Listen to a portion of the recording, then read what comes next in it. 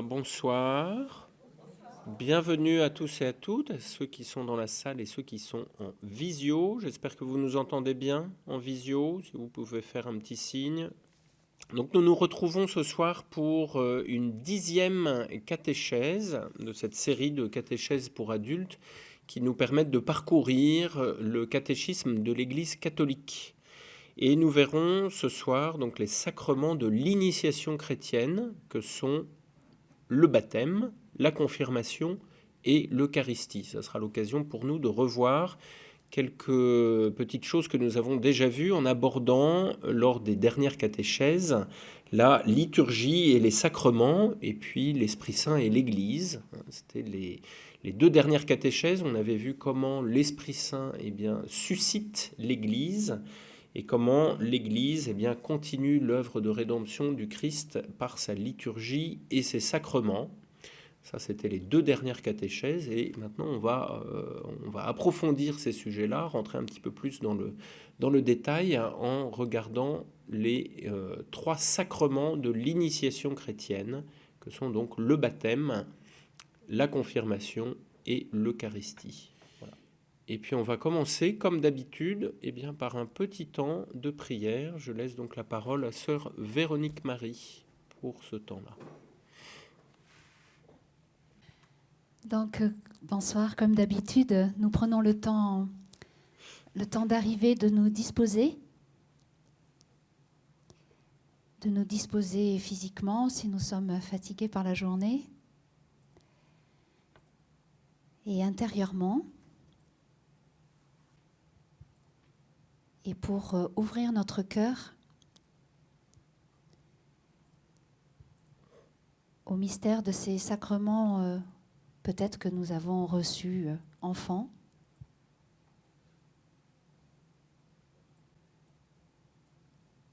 Et nous pouvons simplement demander la grâce ce soir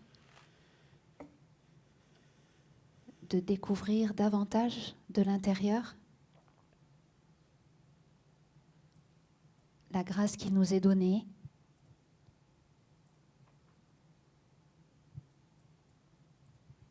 et comment l'accueillir toujours davantage, comment en vivre aujourd'hui.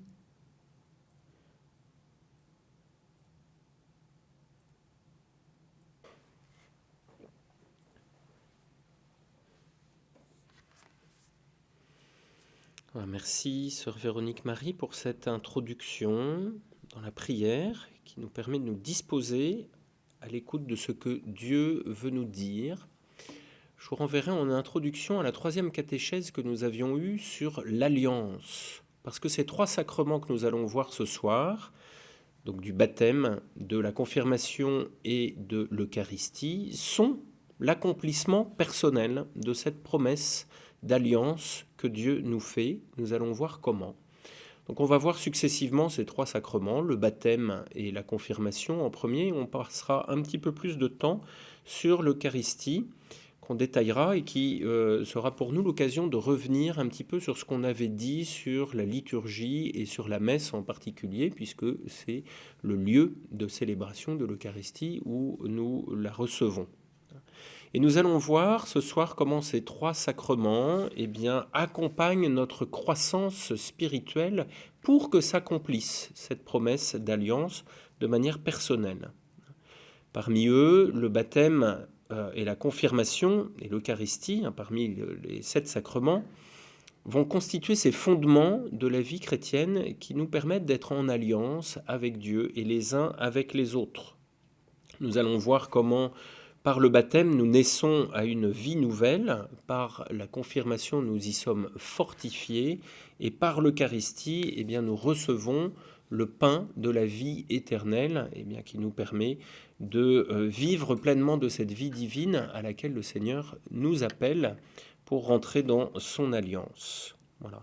Donc je reviendrai en conclusion sur les 3 termes de l'alliance que Dieu veut faire avec nous, qui sont dits dans le livre de la Genèse, où Dieu promet à Abraham, je vous le rappelle simplement, une terre, un peuple, une nation sainte, et un nom et une bénédiction universelle.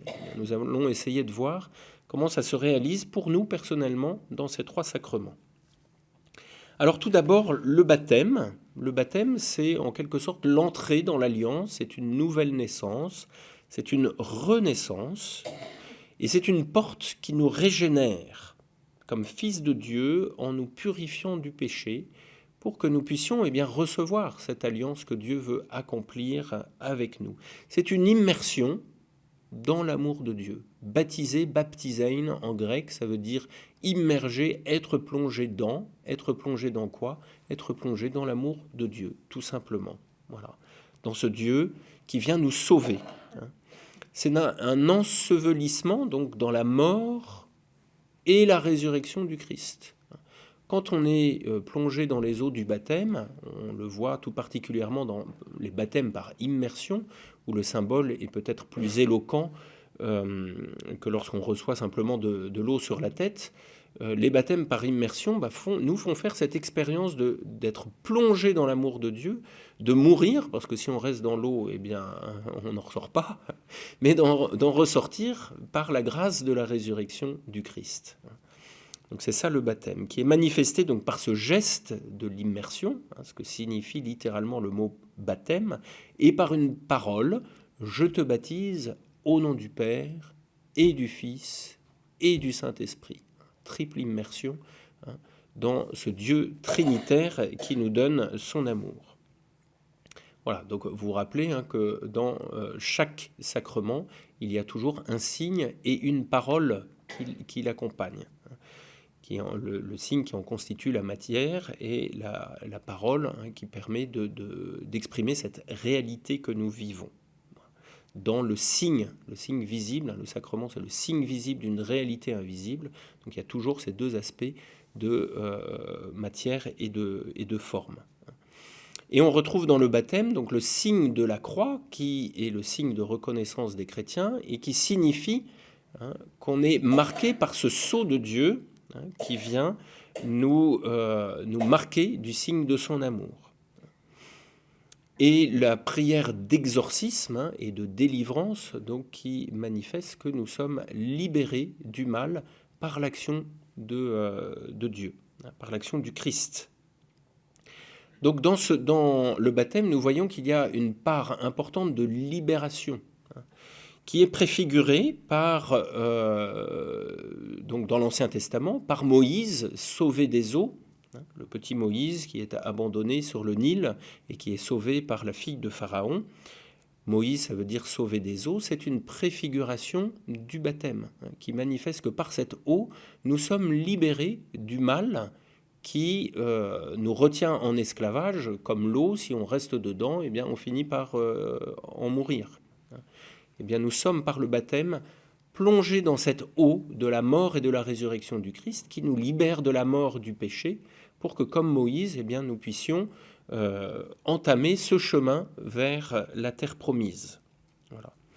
Et puis c'est préfiguré également dans l'Ancien Testament par le déluge, où on voit cette eau qui vient laver la terre de son péché pour une régénération avec Noé qui va entamer donc une nouvelle alliance, comme on l'avait vu dans la catéchèse numéro 3 sur l'alliance. Donc vous voyez que cette réalité de l'alliance, elle est très présente dans ce sacrement du baptême, qui vient signifier donc cette renaissance à la vie divine, cette libération de l'esclavage, de la mort et du péché pour une vie nouvelle en Dieu, immergée dans son amour et dans la réception de ce salut que le Christ nous a gagné par sa croix. Voilà, donc ce sont ces 2 événements préfiguratifs que sont le déluge et Moïse sauvé des eaux, opèrent, donc nous font comprendre qu'il y a toute une pédagogie de Dieu qui vient nous préparer à recevoir ce don qu'il nous fait de cette renaissance à sa vie et le salut qu'il nous offre par la mort et la résurrection du Christ. Alors Jésus s'est soumis à un baptême, le baptême de Jean-Baptiste, alors qu'il n'en avait pas besoin, puisqu'il était sans péché, il était sauvé, Mais nous dit Matthieu au chapitre 3 de son évangile, verset 15, Matthieu nous dit que c'est pour accomplir toute justice. Enfin, c'est Jésus, c'est Matthieu qui rapporte ces paroles de Jésus, qui dit à Jean-Baptiste que c'est ainsi qu'il nous faut accomplir toute justice pour nous manifester par son acte d'obéissance à la loi, que c'est par l'obéissance que nous sommes sauvés. Et l'Épître aux Hébreux reviendra sur ce fait, que Jésus a été obéissant, et c'est par l'obéissance qu'il nous obtient le salut. Donc il obéit à la loi, mais en obéissant à la loi, il vient aussi lui-même sanctifier ces eaux du baptême dans le Jourdain. Donc c'est pas lui qui a besoin d'être lavé du péché, mais c'est lui qui vient sacraliser d'une certaine manière, sanctifier ces eaux, pour qu'à notre tour, en étant immergés dans ces eaux, eh bien, nous puissions recevoir la grâce du salut qu'il vient nous apporter. Autre signe que nous trouvons au baptême, c'est le Saint-Crème, qui manifeste le don de Dieu, cette onction sainte qui signifie eh bien, que nous sommes choisis ou oints par Dieu. C'est de là que vient le nom de chrétien. Donc au baptême, on reçoit ce nouveau nom, ce nom qui est notre nom de baptême, et ce nom de chrétien qui fait que nous sommes oints, chrismés par cette onction du Christ qui met en nous son sceau indélébile et qui manifeste que nous avons part à la vie du Christ, à la vie trinitaire. Autre aspect du baptême, c'est la remise du vêtement blanc qui vient signifier là deux choses, que nous sommes revêtus du Christ, purifiés de tout mal. Le blanc, c'est un signe de pureté. Et aussi que nous sommes enveloppés par l'amour de Dieu, qui nous prend en lui. Il y a toute cette thématique dans la Bible du manteau aussi qui serait intéressant d'explorer et qui signifie cette protection que Dieu accorde aux baptisés.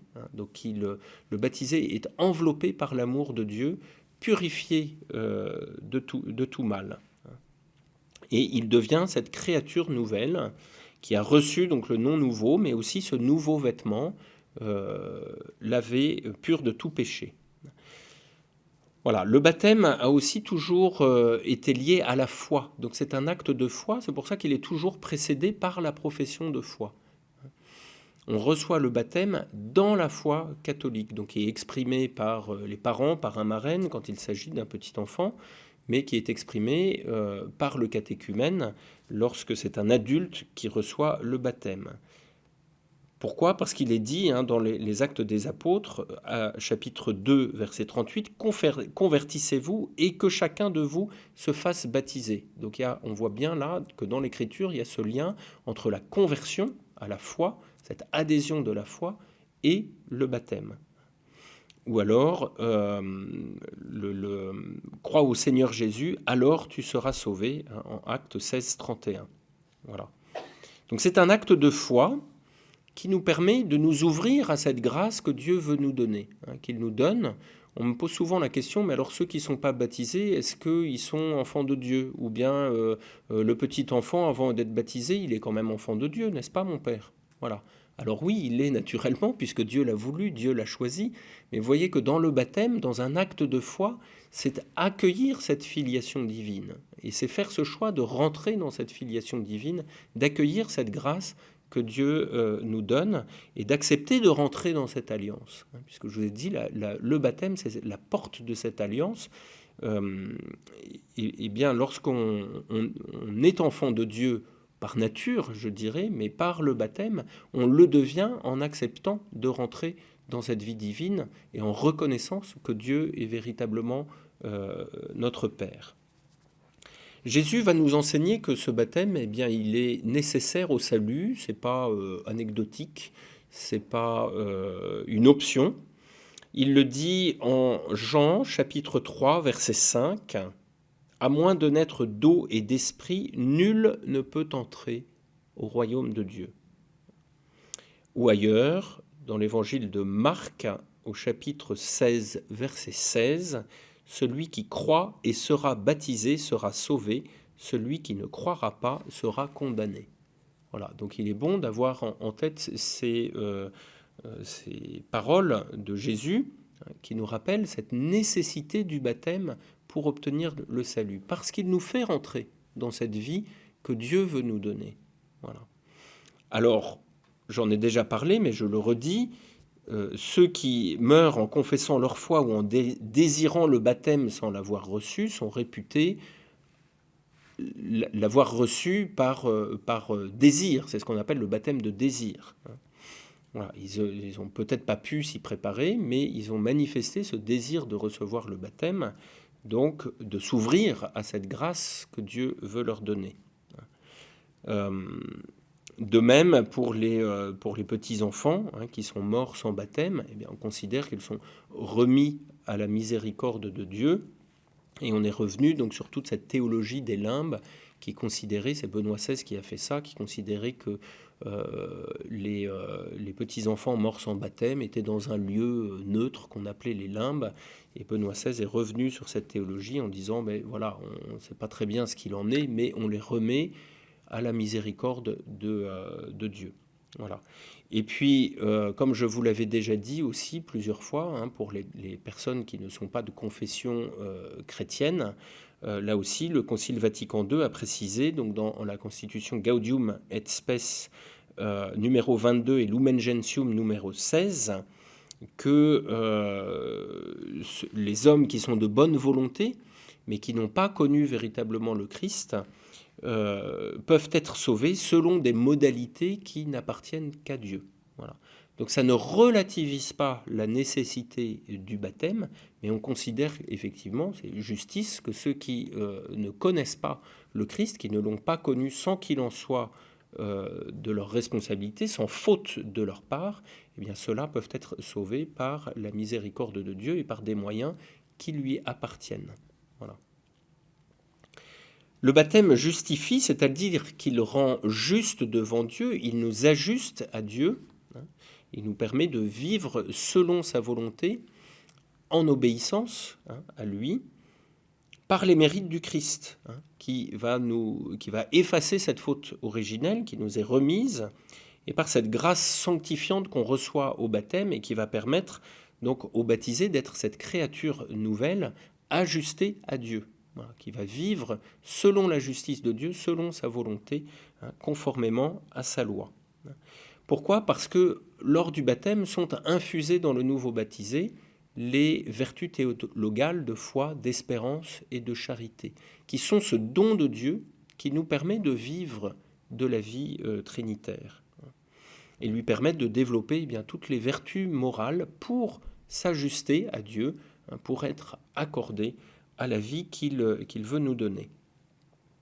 Et autre aspect du baptême, le baptême incorpore à l'Église, il fait que nous sommes membres de ce corps du Christ, qui est l'Église que nous constituons ensemble, et il nous relie donc les uns aux autres comme frères et sœurs dans le Christ. On devient, par le baptême, le nouveau baptisé devient un membre du corps du Christ à part entière. Et le baptême, comme tous les sacrements, n'est pas seulement individuel, mais il est aussi communautaire. Il fait de nous des prêtres, des prophètes et des rois, participant au sacerdoce du Christ, donc ce qui est créateur de droits et de devoirs d'ailleurs, donc ça c'est une petite parenthèse de droit canonique. Le baptême nous donne des droits et des devoirs, donc qui sont compilés dans ce code de droit canonique qui est le code de l'Église, mais qui permet donc aux baptisés de pouvoir s'épanouir dans sa vie chrétienne au sein de cette Église qui est sa famille et dont il est membre. Voilà, le devoir notamment de participer à l'œuvre missionnaire de l'Église, d'annoncer cette bonne nouvelle.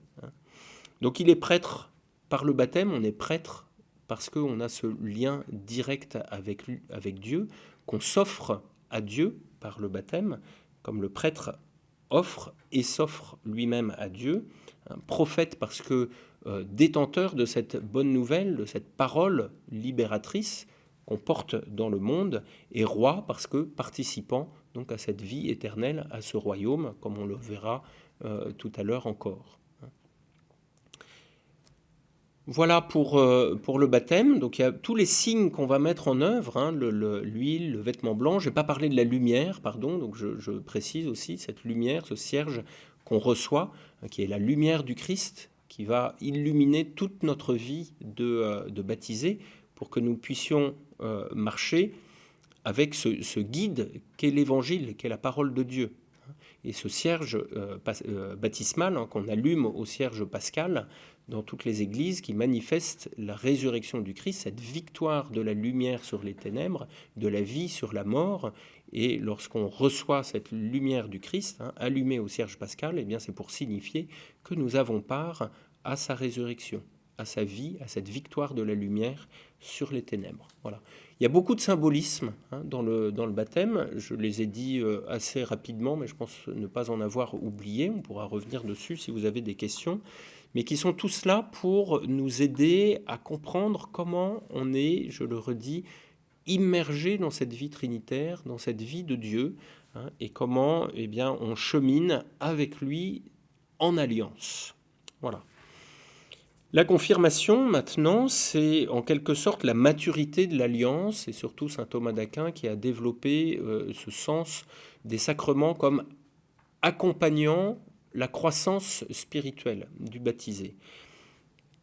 Et donc, lors de la confirmation, on reçoit une onction d'huile qui vient donner force au baptisé et l'aider à persévérer dans la foi et dans la mission qu'il a reçue dès son baptême, mais qui lui permettent d'épanouir en quelque sorte ce qu'il a reçu en germe lors de son baptême.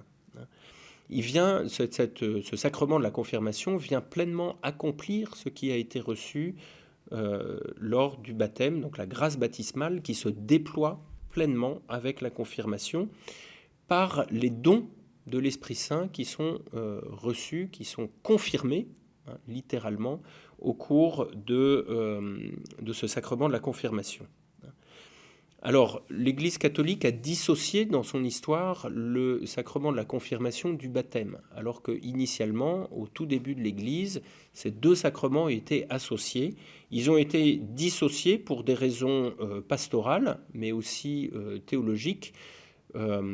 Pastorales pour permettre de réserver à l'évêque un sacrement qui va permettre à celui qui est confirmé de fortifier son lien avec l'évêque. Donc c'est l'évêque qui donne le sacrement de la confirmation, qui permet aux confirmés eh bien, d'avoir un lien spécifique avec l'évêque. Et puis la confirmation eh bien, va unir plus fermement au Christ et augmenter ses dons qui sont reçus de l'Esprit Saint, pour parfaire les liens avec l'Église. C'est ça que dans l'histoire on a voulu signifier. Alors que chez les orthodoxes, hein, ça reste un seul sacrement, enfin deux sacrements en un. Hein, il y a le baptême et la chrismation qui sont reçus en même temps. Donc c'était bien deux sacrements distincts, mais on les a davantage dissociés dans l'Église catholique. Voilà. Enfin, on les a séparés dans le temps. Voilà.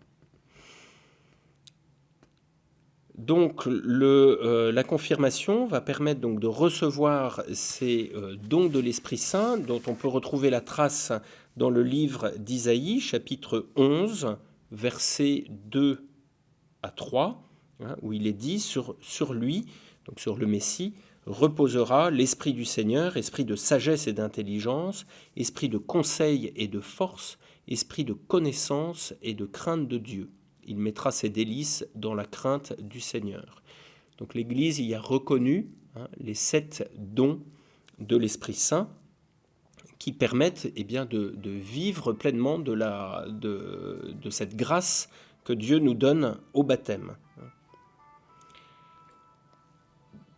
Et puis l'épître aux Galates, chapitre 5, versets 22 et 23, nous donne les fruits de l'Esprit Saint, donc qui manifestent que ces dons reçus eh bien, portent du fruit dans la vie du chrétien.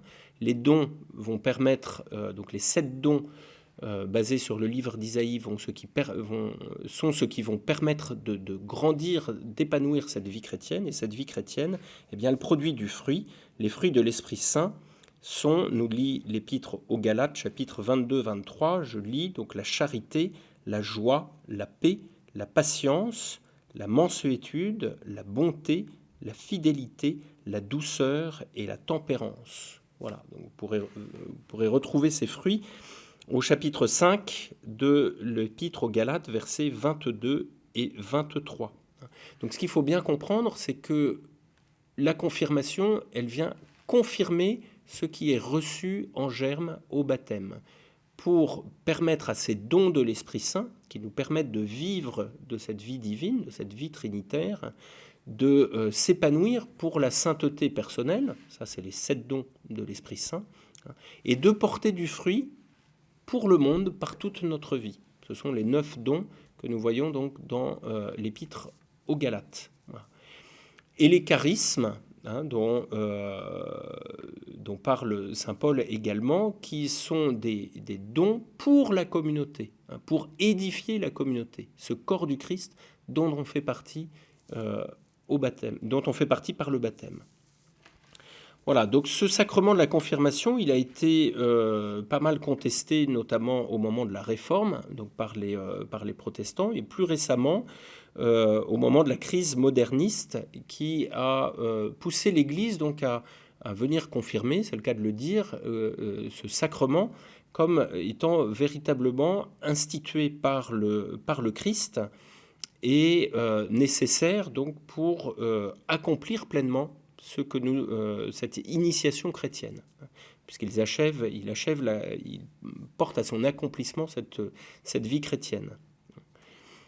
Donc la matière, c'en est donc l'onction du Saint-Crème, et puis la parole de l'évêque qui dit « reçoit l'Esprit Saint, le don de Dieu », la marque de l'Esprit qui est donnée. Donc, et l'effet de ce sacrement, c'est de permettre aux chrétiens de confesser courageusement le nom du Christ et de s'engager comme chrétiens dans la vie du monde. Donc véritablement le sacrement de la force qui est donnée, comme ce fut le cas pour les apôtres à la Pentecôte, quand ils reçoivent l'Esprit Saint. C'est le texte qu'on lit souvent pour la confirmation. Le texte de la Pentecôte, ce don de l'Esprit Saint, c'est ce qui va permettre à l'Église de se répandre dans le monde et de confesser la foi. Voilà, donc le Concile de Trente en 1547 et puis le décret Lamentabili, donc qui réagit à la crise moderniste en 1907, ont récusé les positions qui contestaient ce sacrement de la confirmation pour préciser donc la matière et le don de force qui permet aux chrétiens de s'épanouir dans toute sa vie. Voilà, j'en dis pas plus sur la confirmation pour avoir un petit peu plus de temps sur l'Eucharistie, qu'on peut considérer comme la nourriture de l'Alliance, ce qui nourrit notre vie chrétienne, et comme le dit le Concile Vatican II au numéro 11 de Lumen Gentium, qui est la source et le sommet de toute la vie chrétienne. L'Eucharistie est la source et le sommet de toute la vie chrétienne. Par elle, les chrétiens offrent à Dieu la victime divine et s'offrent eux-mêmes avec elle. Donc ils sont pleinement dans l'exercice de leur sacerdoce baptismal dans l'Eucharistie. L'Eucharistie, c'est le Christ qui est réellement présent en son corps et en son sang sous les espèces du pain et du vin, transsubstantiés, donc qui ont changé de substance, qui gardent les aspects matériels du pain et du vin, mais qui, dans leur être, dans leur substance, sont véritablement le corps et le sang du Christ. Donc, ce sacrement, il a été institué par Jésus au cours de son dernier repas, au cours de la Cène, comme mémorial de sa passion, qui rend présent le Christ qui se donne, qui le rend présent donc dans l'offrande qu'il fait de sa vie sur la croix, mais sous forme non sanglante pour la rémission des péchés et pour le salut du monde. Donc en communiant, lorsqu'on communie dignement à cet aliment spirituel, eh bien, on reçoit véritablement la vie du Christ qui se donne à nous. Voilà. Et par ce sacrement, eh bien, les membres du corps du Christ sont aussi en communion les uns avec les autres. Ils communient, ils sont unis à la vie du Christ qui se donne, mais on est aussi unis les uns aux autres en le recevant donc en Église. Pour que nous soyons eh bien, nous-mêmes dans cette action de grâce, des vivantes offrandes à la louange de la gloire de Dieu, pour avoir part avec lui à cette vie trinitaire donc, qu'il nous donne, nourriture de l'Alliance. Donc l'Eucharistie, elle a été instituée, je le redis, par le Christ au cours de son dernier repas, comme le relatent les 3 évangiles synoptiques, et également la première épître aux Corinthiens au chapitre 11.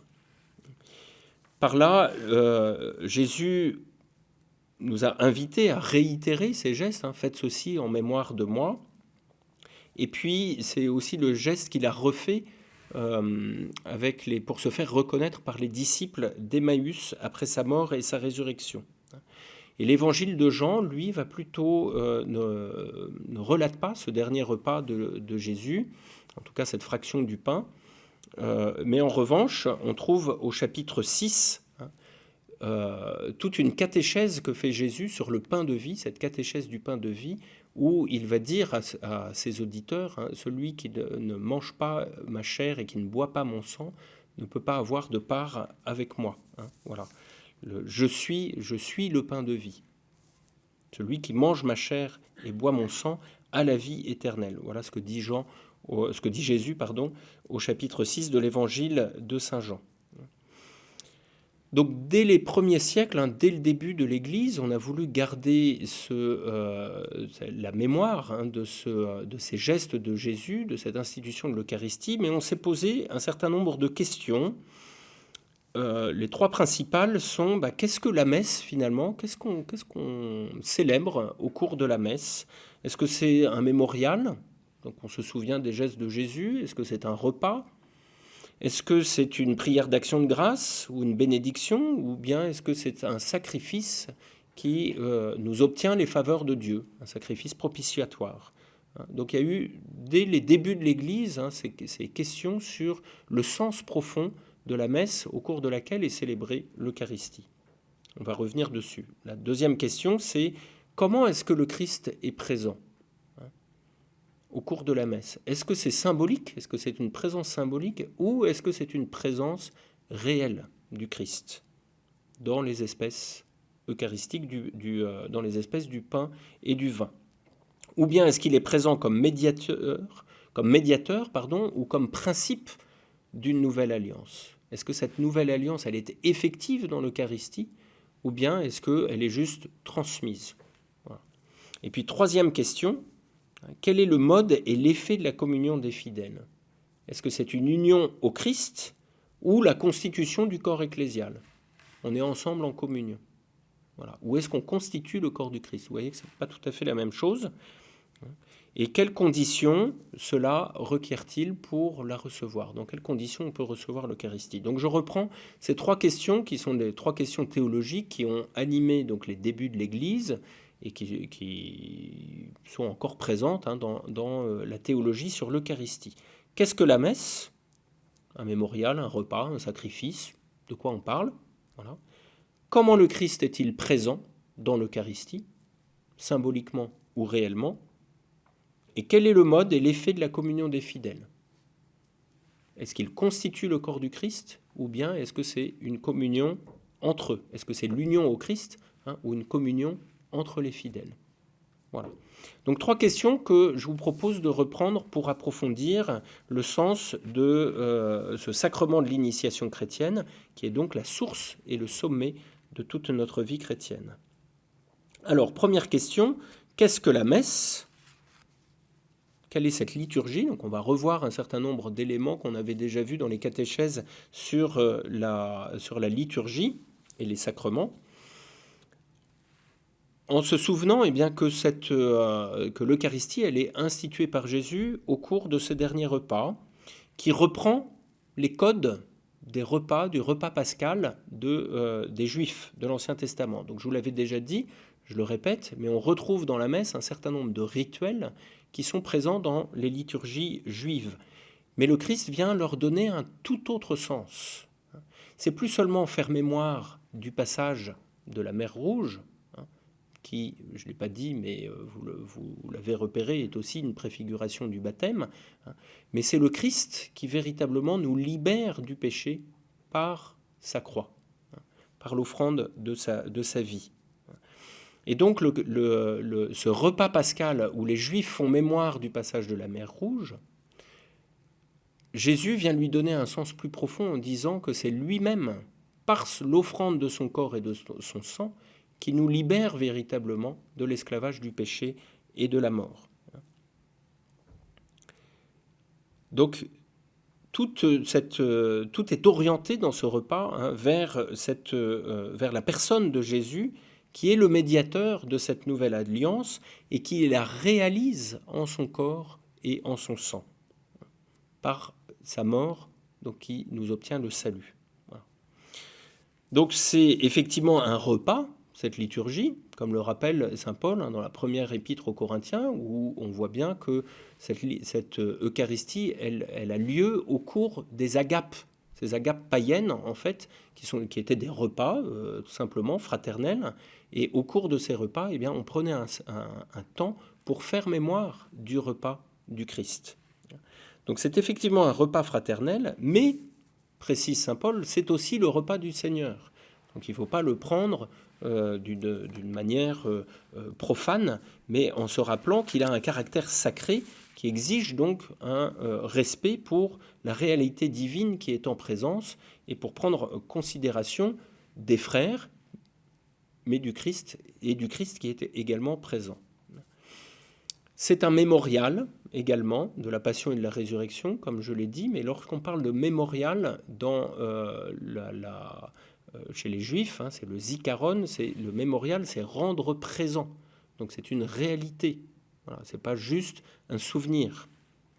C'est participer à ce don que Dieu fait de lui-même à ce moment-là. Donc le sacrifice du Christ est réactualisé d'une certaine manière au cours de la messe, sous forme non sanglante. Mais c'est ainsi que le sacerdoce du Christ, donc qui s'offre lui-même pour le salut du monde, se réactualise à chaque Eucharistie pour nous-mêmes. Voilà. Donc elle est réellement la présence du Christ, j'y reviendrai, mais le sacrifice propitiatoire, c'est-à-dire qui nous obtient la faveur de Dieu par l'offrande du Christ qui s'offre lui-même à Dieu. Elle est également une action de grâce, donc c'est ça que signifie Eucharistie, c'est action de grâce pour le salut qui est ainsi réalisé par l'Eucharistie, donc qui est ce vrai sacrifice du corps du Christ, qui nous obtient la vie éternelle, eh bien nous en rendons grâce à chaque Eucharistie. Et puis par la communion, c'est-à-dire l'union avec son corps et son sang, eh bien le Christ nous permet d'être unis à lui, d'être en union avec le Père, le Fils et le Saint-Esprit, et d'être en union aussi les uns avec les autres qui partagent le même corps.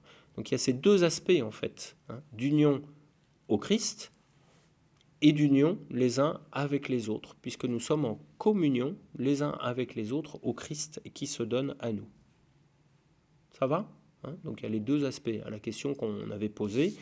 On peut répondre de deux manières, on y reviendra, communion des fidèles et union au Christ.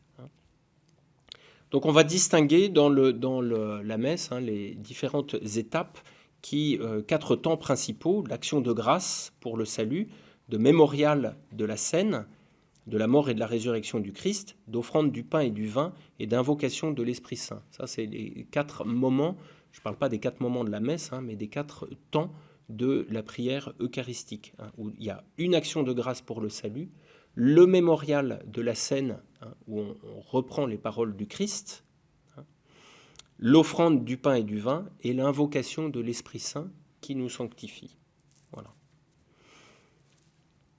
Donc, à travers ces évolutions de la liturgie qui ont permis de codifier notre liturgie eucharistique, l'Église s'est efforcée de préciser ce mode de présence du Christ et de dire qu'il est réellement présent, c'est ce que je voudrais développer maintenant, réellement présent dans les espèces, pour être précis, sous les espèces du pain et du vin. C'est un repas, mais c'est aussi un sacrifice, c'est-à-dire qui rend sacré ce qui est donné, ce qui est offert, pour que nous soyons, par la présence réelle du Christ, sanctifiés par lui. Voilà, donc ça, on le voit dans le réalisme en fait de l'institution de l'Eucharistie, lorsque le Christ dit « ceci est mon corps, ceci est mon sang », il ne dit pas « ceci est comme mon corps » ou « ceci est comme mon sang », il dit « ceci est réellement mon corps et mon sang », c'est ainsi que nous le comprenons. Donc ce n'est pas seulement un symbole, mais c'est une réalité de la présence du Christ, qui se donne véritablement à nous, qui est réellement présent sous les espèces du pain et du vin. Et on le voit aussi d'une manière très réaliste dans ce discours du pain de vie, donc Jean 6, qui choque justement les auditeurs de Jésus à l'époque, qui se disent « mais comment cet homme peut-il nous donner sa chair à manger ?» Donc s'ils ont été choqués à l'époque, parce que c'est vraiment ce mot-là qui est employé, sark en grec, c'est la chair, s'ils ont été choqués, c'est bien que le Christ voulait nous faire comprendre toute la réalité de sa présence. Alors, on n'est pas des anthropophages non plus, mais il faut bien comprendre que c'est réellement lui qui se donne, et ça n'est pas seulement un symbolisme. Donc c'est ce que le Concile de Trente va devoir beaucoup préciser en réaction, là aussi, à la réforme protestante, mais en disant que par la transsubstantiation, c'est-à-dire le changement de substance, par la prière que fait le prêtre sur les espèces du pain et du vin, ce sacrement n'est pas seulement un signe ou une figure, mais la présence véritable et totale du Christ en son corps glorifié et en son sang, en son âme et en sa divinité dans chacune des espèces. Je lis le Concile de Trente sur ce sujet-là. Donc ce n'est pas seulement un signe, on l'aura compris, c'est la réalité de la présence du Christ qui se donne à nous. Et puis enfin, donc la messe, c'est ce mystère de communion. L'Eucharistie, elle devient ainsi pour nous l'aliment spirituel de nos âmes, puisqu'on communie au corps du Christ, qui nous nourrit, qui nous fortifie, qui nous libère, qui nous préserve du péché, et qui offre à ceux qui le reçoivent cette gage de la gloire éternelle. Donc on est véritablement, par la participation à l'Eucharistie, unis au corps du Christ qui se donne à nous. C'est la réponse à la troisième question. Est-ce que l'effet de la communion, c'est l'union au Christ ou la communion des fidèles ? C'est d'abord l'union au Christ, puisqu'on le reçoit et qu'on vit de sa vie qui nous est donnée. Mais c'est aussi une communion fraternelle qui nous permet de constituer ensemble, en Église, le corps du Christ. Et Lubac aura une très belle, le cardinal de Lubac aura une très belle formule pour expliquer ça, où il dit « l'Église fait l'Eucharistie et l'Eucharistie fait l'Église ». Voilà. Donc, l'Église, elle fait l'Eucharistie dans sa célébration liturgique, qui nous permet de recevoir le corps du Christ et donc d'être unis à lui, mais l'Eucharistie fait l'Église parce qu'en communiant au corps du Christ, nous sommes aussi unis les uns aux autres en fraternité et nous constituons ce corps du Christ animé par la charité. Voilà. Donc c'est bien aussi ce que saint Paul va rappeler aux Corinthiens, qui se laissaient un petit peu aller au cours de ces agapes à oublier leurs frères, et puis le dernier qui arrivait n'avait plus rien à manger. Saint Paul leur rappelle, mais n'oubliez pas que le but de ce temps-là, de cette Eucharistie, c'est aussi la charité, l'union à Dieu et la charité entre nous. Et ce qu'on voit bien aussi dans les Actes des Apôtres, lorsqu'il est dit qu'ils étaient assidus à la communion fraternelle et à la fraction du pain. C'est au chapitre 2, verset 42. Voilà. Donc on comprend l'importance de se préparer à recevoir le corps du Christ, donc par la confession, donc de ne pas être en état de péché grave pour recevoir le corps du Christ, être véritablement unis à lui, et que le geste que nous posons en le recevant soit en adéquation avec toute notre vie, et qu'il n'y ait pas de discordance entre notre vie et cette présence du Christ que nous recevons. Voilà, donc il faut être en état de grâce pour pouvoir communier, en tout cas ne pas avoir sur la conscience un péché grave dont on ne se serait pas confessé. Voilà, donc on voit comment l'Eucharistie est cette source et sommet de toute notre vie chrétienne, source parce qu'elle provient de Dieu, parce qu'elle est le don de Dieu qui se donne à nous réellement, et sommet parce qu'elle nous unit à lui, et c'est tout le but de notre vie chrétienne, d'être unis, d'être en alliance avec Dieu. Donc l'Eucharistie est au cœur de cette liturgie, elle est cette Pâque nouvelle, ce passage de la mort vers la vie, qui réalise véritablement notre sanctification. Elle est cette présence réelle du Christ qui vient dans ce sacrement s'unir personnellement à ses frères et ainsi édifier ce corps mystique du Christ en prélude, donc pour préparer cette union qu'on vivra parfaitement au ciel dans ces noces éternelles de la Jérusalem céleste, et lorsqu'on sera pleinement donc dans le royaume qui se prépare sur cette terre. Donc nous voyons que le baptême, il nous introduit à cette vie du royaume. La confirmation nous fortifie pour en vivre. Et puis l'Eucharistie est cette nourriture qui nous permet de vivre véritablement de cette vie de Dieu. Voilà. Donc je reviens un petit peu, c'est une interprétation, mais sur ces promesses de l'Alliance, où Dieu avait promis à Abraham une terre qui lui permet donc d'être sauvé. Cette terre, c'est ce lieu stable où on peut vivre.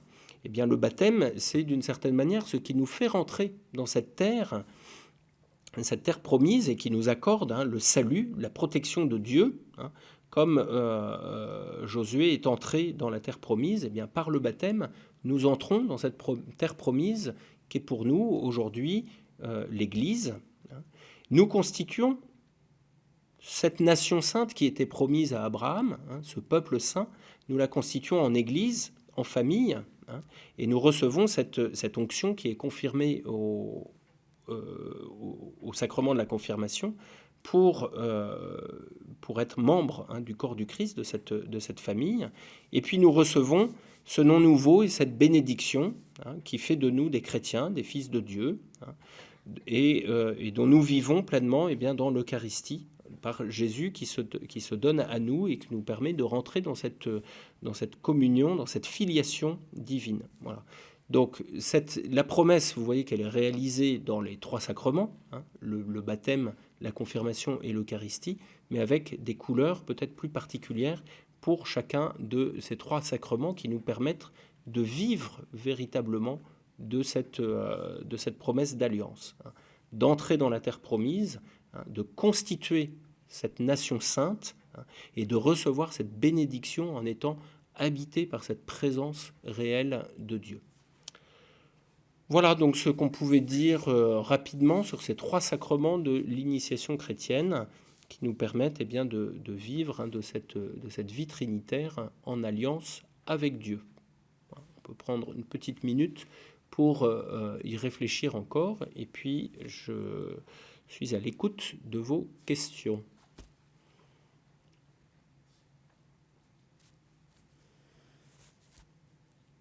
Voilà. Alors, question ?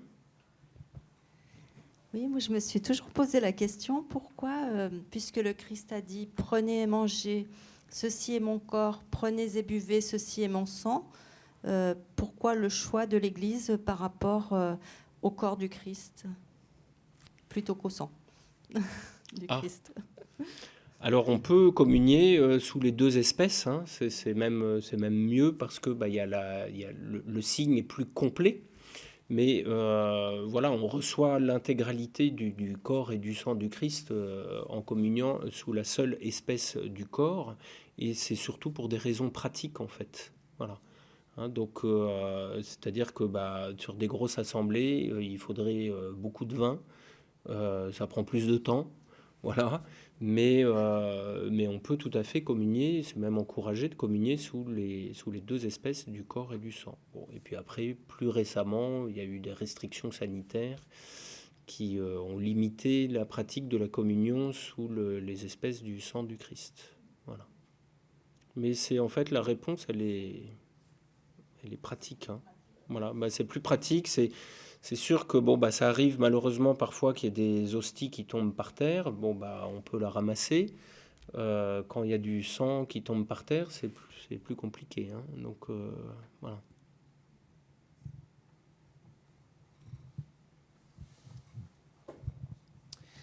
Je suis heureux de penser et de croire que l'on retrouve ceux qui sont partis dans l'Eucharistie. Je pense qu'on fait partie de la communion des saints et qu'on est vraiment un avec Jésus. Et puis la deuxième chose, j'aimerais bien que vous nous réexpliquiez un peu votre rôle au moment de la consécration. Voilà, je rajoute pas d'autres choses. Ok, très bien. Merci. Bonne question et bonne remarque sur la communion des saints. C'est vrai que j'en ai pas parlé, mais on est en communion les uns avec les autres, mais aussi avec tous ceux qui nous précèdent. Voilà. Alors le rôle du prêtre, quand il intervient dans l'Eucharistie, il intervient comme in persona Christi capitis, comme on dit, c'est-à-dire au nom du Christ, en la personne du Christ tête, donc souverain prêtre qui se donne. Et donc en consacrant les espèces, il manifeste le Christ qui se donne dans cette communion. Voilà. Alors il y aurait plusieurs choses à dire, hein, mais déjà le prêtre porte la prière de toute l'assemblée, invoque l'Esprit Saint pour la consécration des dons, c'est l'épiclèse, hein, lorsqu'il fait ce geste d'imposer les mains sur les offrandes pour que l'Esprit Saint descende sur le pain et le vin afin qu'ils deviennent le corps et le sang du Christ. Donc il le fait au nom de toute l'assemblée et au nom du Christ qui appelle donc l'Esprit Saint sur ces espèces pour qu'elles deviennent son corps et son sang. Voilà. Et il manifeste aussi donc dans cette cette relation, hein, cette communication avec l'Assemblée, cette communion qui se fait entre le Christ qui se donne dans le corps et dans le sang, mais qui se donne aussi à travers la personne du prêtre à l'Assemblée, donc qui est en communion avec lui. Voilà. Donc il y a ce double aspect où le prêtre porte les prières de l'Assemblée qui s'offrent au Christ, qui se donne, et qui reçoit le Christ qui se donne par l'intermédiaire du prêtre qui le représente, c'est-à-dire qui le rend présent. Voilà.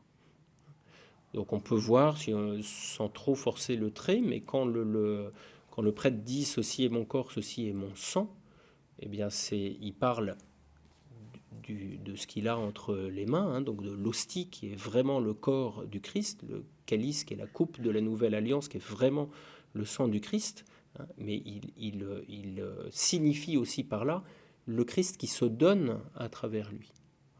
Et puis l'offrande aussi que le prêtre comme homme fait de sa vie pour signifier d'une manière très incarnée bien, cette communion entre le Christ et son Église que constitue le peuple de Dieu.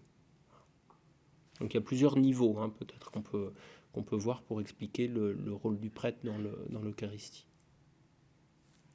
Voilà. Je ne sais pas si ça répond.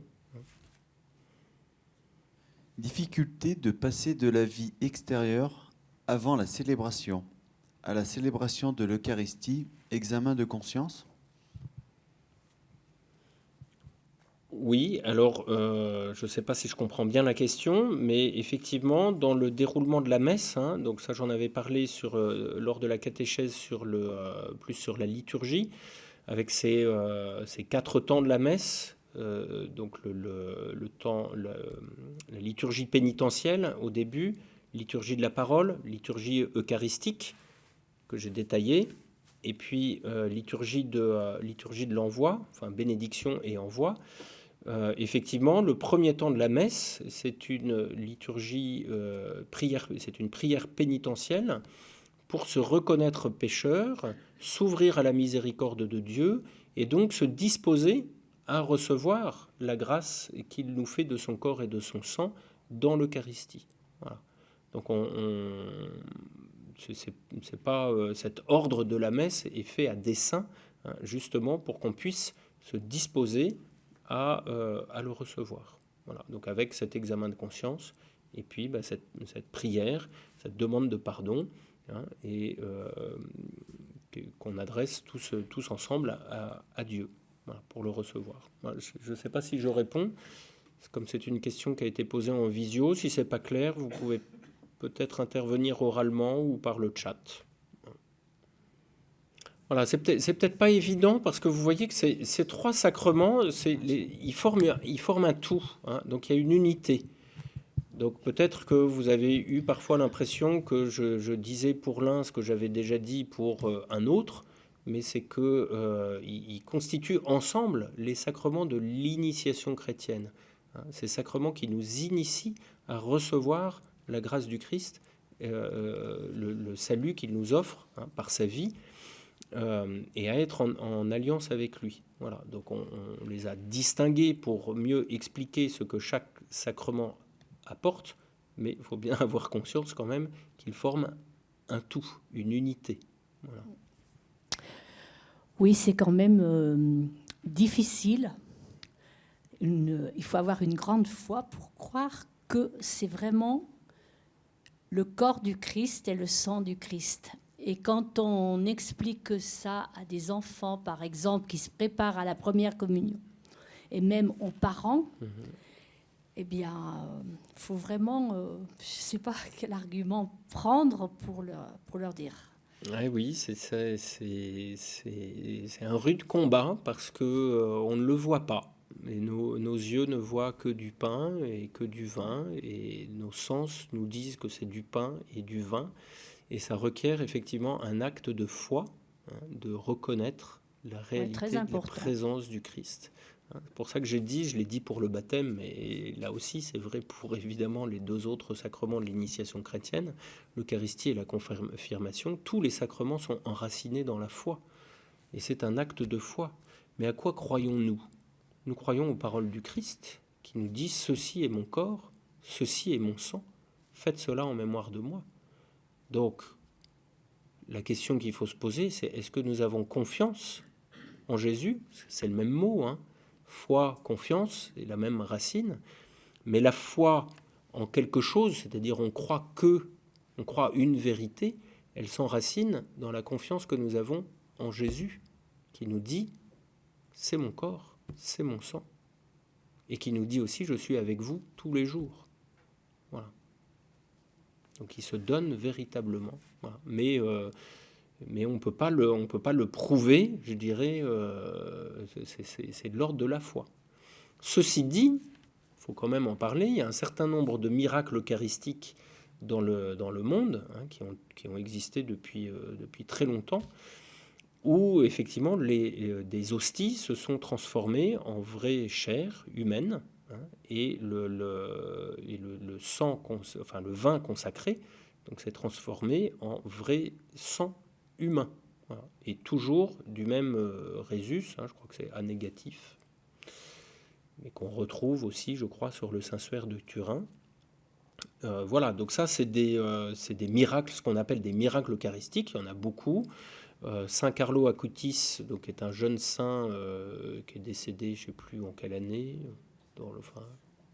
2006, oui, dans les années 2000, avait entrepris de faire la recension de tous les miracles eucharistiques dans le monde. Voilà. Donc ça, c'est des miséricordes de Dieu qui vient aider notre foi, qui a bien du mal à croire ce qu'elle ne voit pas. Et bien, par miséricorde, Dieu, parfois,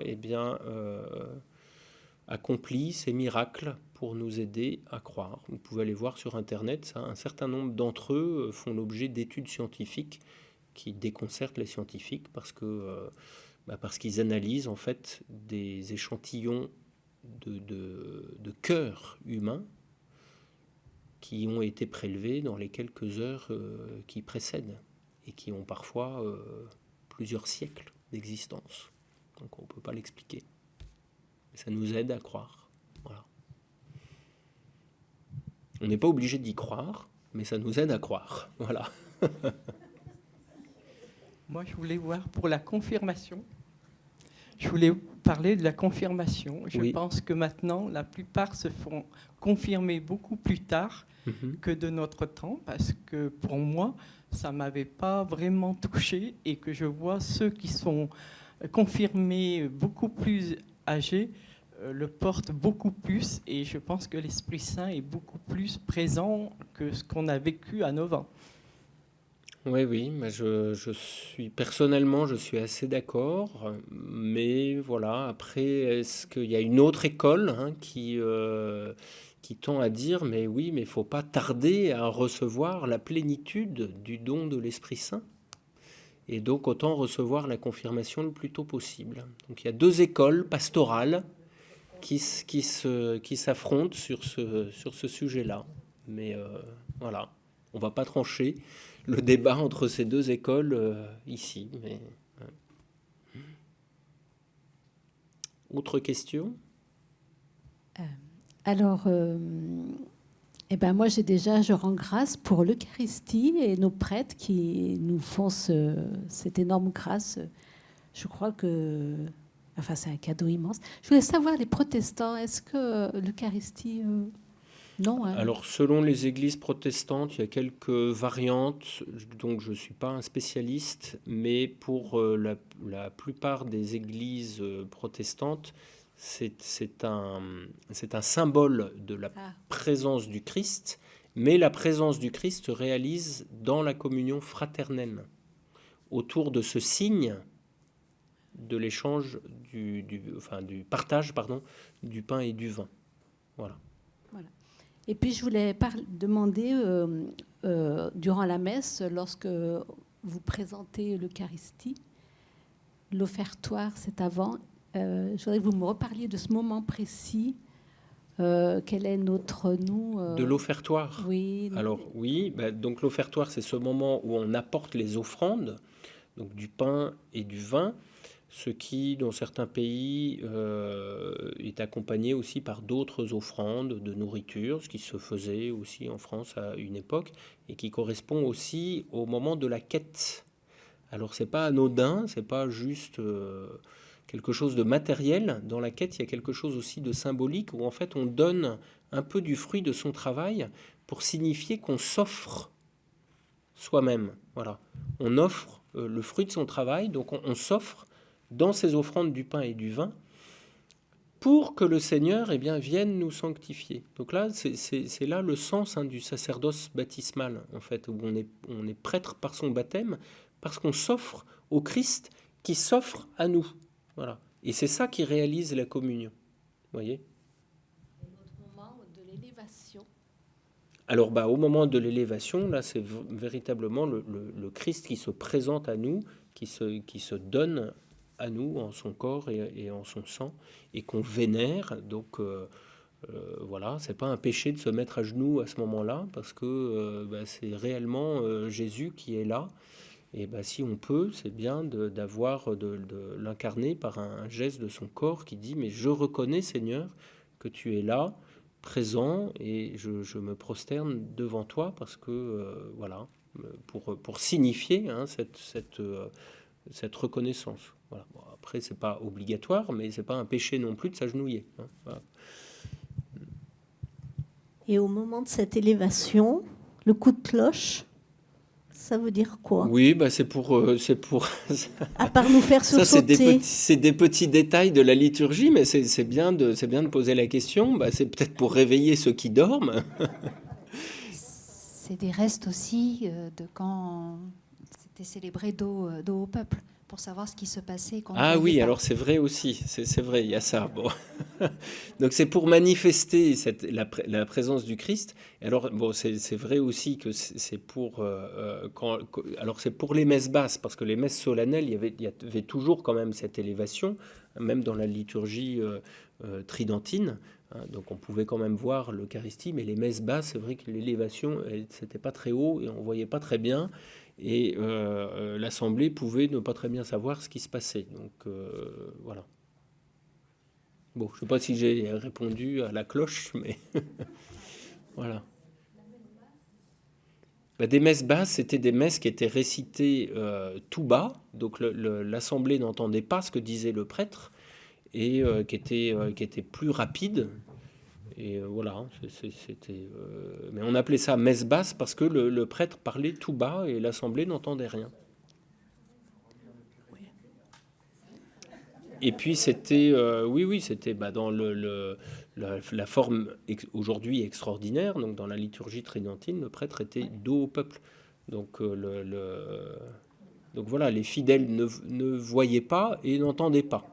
Donc c'est vrai que la petite cloche était peut-être bien utile. Hein. Et en latin.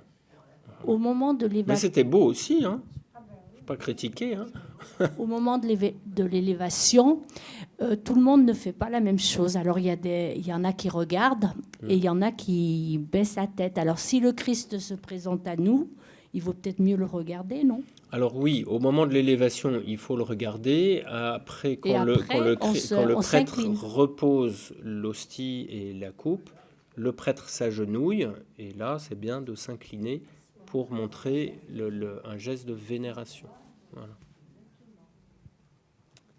Voilà, on peut terminer par un petit temps de prière.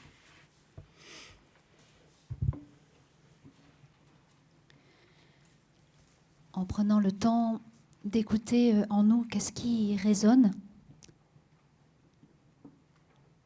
et pas seulement dans ce que l'on a compris dans notre tête, mais qu'est-ce qui nous rejoint.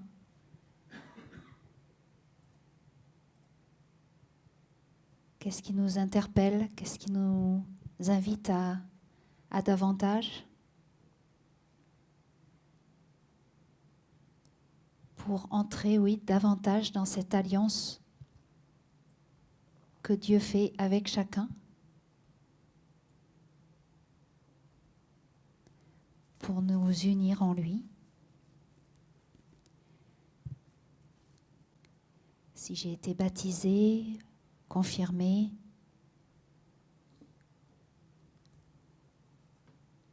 comment je désire en vivre davantage aujourd'hui.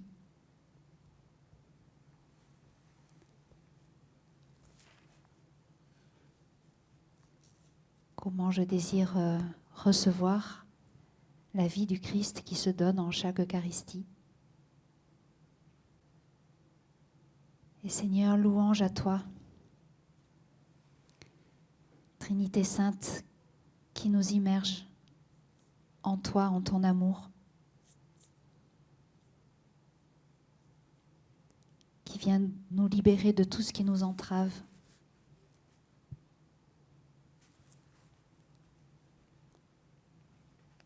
Pour nous faire renaître dans la vraie vie.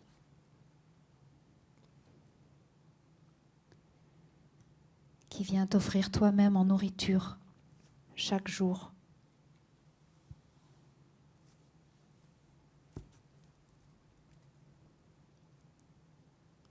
Donne-nous la grâce de toujours t'accueillir davantage et vivre de toi pour notre joie et pour la joie de tous ceux auxquels tu nous envoies.